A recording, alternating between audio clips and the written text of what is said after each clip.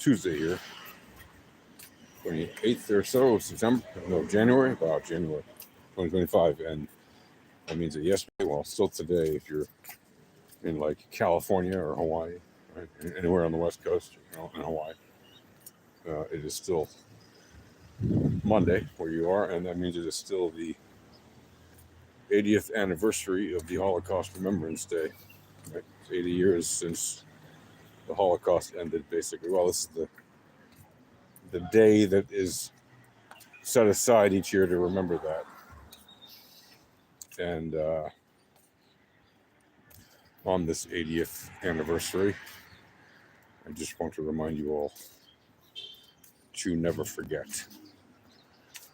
Okay, as the child of a Holocaust survivor, I want you all to remember, never forget. When human beings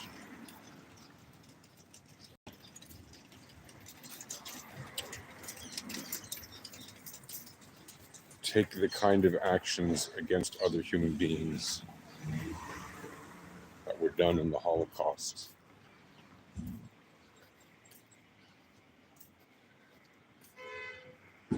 it is such an atrocity of historic proportions that we as people are duty bound to remember to never do such things. We're duty bound to honor those who died in such a thing, in such an event, and to those who survived such horrifying events.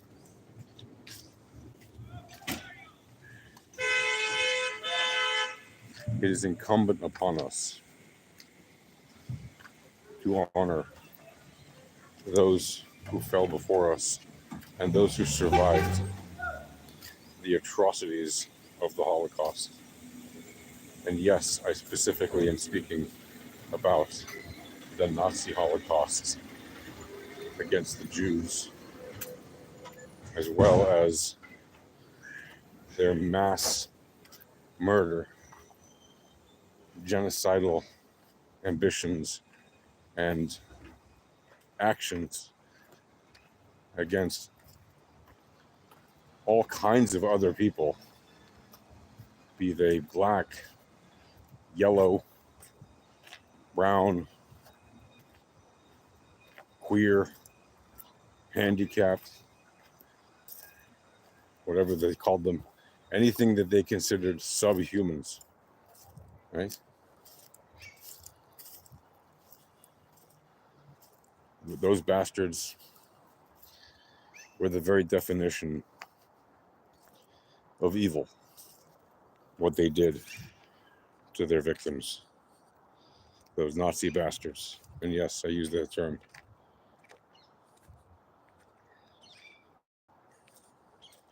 Collectively, the German people have such a massive guilt about it that to this day, they recognize their societal guilt, as they should, so that they never repeat such actions again. Right? We don't, as Jews, seek to constantly poke the Germans in the eye with the reminder, hey, you did this and you're evil. No. What happened in the actions that ended 80 years ago, those actions were evil, and they were carried out by the people who were alive then, who were members of the Nazi Party, members of the Third Reich, members of the SS, or just your average everyday German person who couldn't be bothered to do anything about it or willfully participated in some way.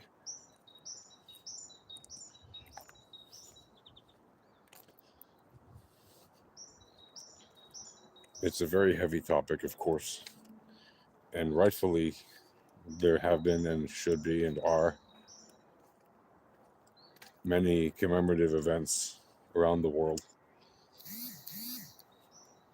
where people express solemnitude.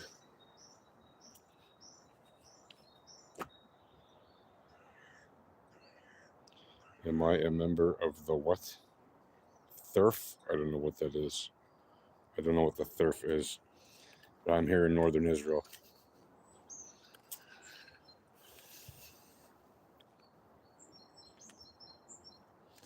And what I can tell you is about this Holocaust Remembrance Day, as it is the 80th one, we are less and less likely to see people surviving to any of these sort of spectacularly easy to remember round numbers, like the 90th or the 100th Holocaust Remembrance Day, right? At this point, anyone who was alive in the Holocaust is at the very minimum more than 80 years old, obviously. And anyone who had significant memories of it is at least, 85, 86, 87 years old. And they would have had those memories as young children. And anybody who's older than that, maybe 90 or older, could have some fairly strong memories. Very strong memories, right? Frankly. But their parents and their relatives who were older have obviously already passed on. And it is increasingly incumbent upon us who are alive, who had parents who were born during the Holocaust or alive during the Holocaust or whatever. It's increasingly incumbent upon us to carry the water of remembering that we made a solemn promise in our hearts, whether we said it out loud or not. If you grew up in a house where one of your parents or both of your parents lived through World War II and specifically the Holocaust, but also other acts, terrible acts like, being kicked out of their home countries, being made to refugees. If you grew up in that kind of a house and you have any kind of connection to the Holocaust, well, it is incumbent upon us, right? That's certainly how I feel about it. Everyone has their own way of feeling about it. The way I feel about it is we have a duty. We have an oath to keep, whether we said it out loud ever or not, to never let the world forget, so that we will never see such a terrible thing again. And I don't only mean against the Jews, I mean against anyone. There should never be another Holocaust, period, end of story. And the fact is, there have been multiple genocides since the Holocaust. Yes, there was the attack by Hamas in October 2023. That was their attempt at genociding as many Jews as they possibly could. And not just Jews, but people in Israel. It didn't matter what religion or creed or gender or race they were. They just wanted to kill people inside of Israel. But there was also the massive, million-plus death genocide in Rwanda between the Hutus and the Tutsis in the 1990s, right? That was shocking in and of itself. There was the actual, genocide in Srebrenica during the whole war in Kosovo and Serbia and Bosnia. There have been, unfortunately, and of course, let's not forget, Pol Pot, who massacred a quarter of the people in Cambodia. Literally 1 out of 4 people, millions of dead people in Cambodia during the time of the Vietnam War and American operations in Cambodia and all that. People forget the brutality of humanity too easily.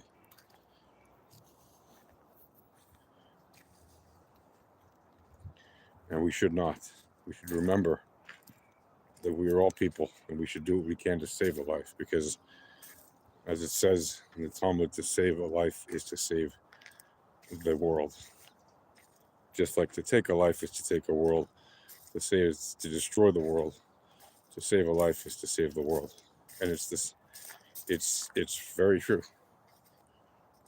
You know, when you think about the impact that a single person has, and if that person is suddenly gone, their candle is extinguished, it's devastating to a whole world of people and to the world. But if you save a life, you save the whole world. And unfortunately, we live in a time where we still see war between people. Right here in Israel, we're at war with our neighbors in Gaza, even though we technically have some kind of a weird ceasefire. Let's hope it brings peace, but realistically, and we have some kind of a ceasefire with the Hezbollah, with whom we are also at war, as they are in Lebanon. Technically, we're still at war with Syria, even though the regime has now changed, and the new regime has not said that they want to fight us. In fact, they said they don't want a war with us, but they haven't made peace with us. So we are, you know, and that's been a Cold War for more than 50 years, since 1973. It's been a Cold War.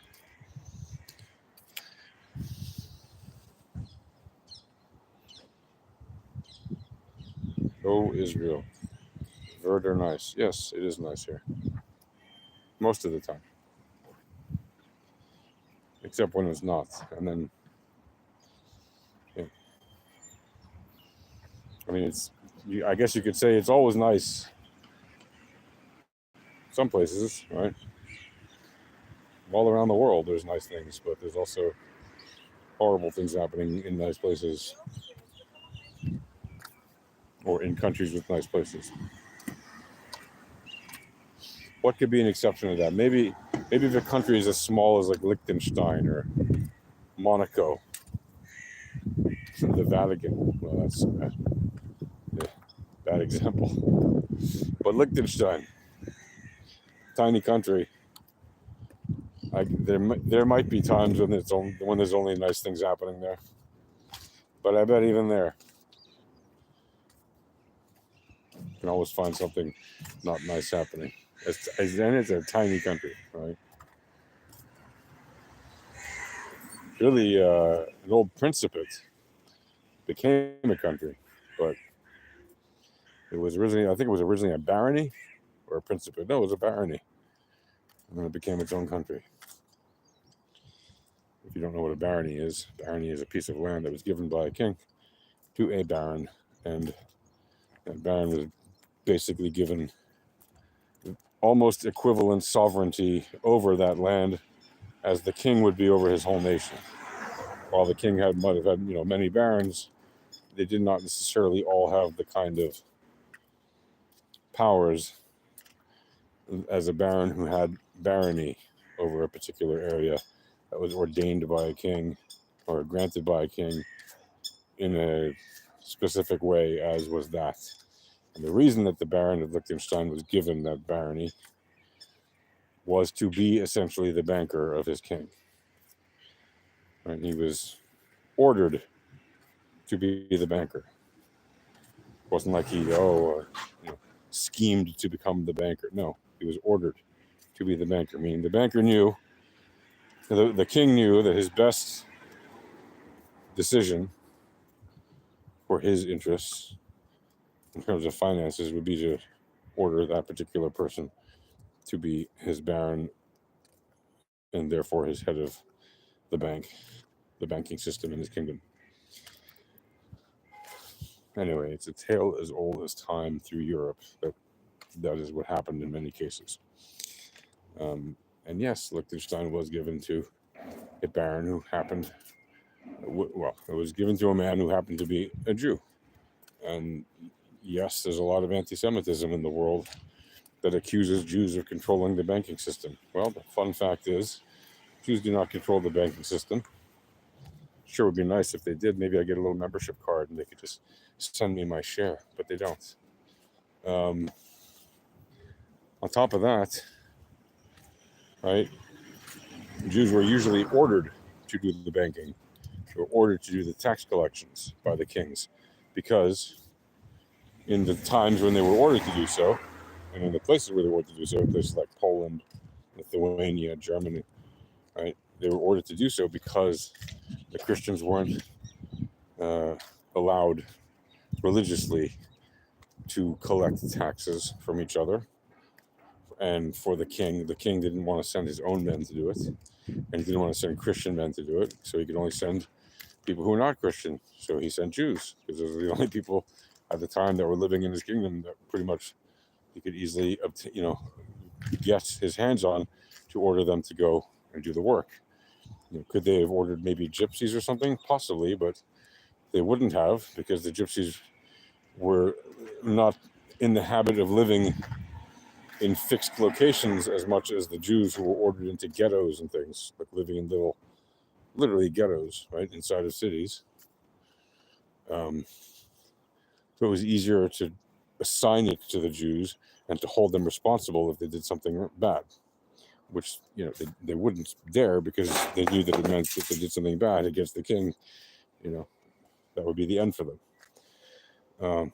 So that is one of the reasons that Jews in Europe, for example, got into banking, that many of them, not a disproportionate amount actually, but a lot of them got into tax collection because they were ordered to do it. And that led to a lot of anti-Semitism later. The Rothschilds collect everything. No, the Rothschilds were ordered to manage the money for the kings and the princes. And then later it became a business for them. But it took some time. It took generations before they were actually able to do that of their own free will. At first, they were literally ordered to do that. Anyway, folks, that's going to do it for now. I wish you all a good, healthy, and happy day. And on this 80th Holocaust Remembrance Day, never forget. Shalom.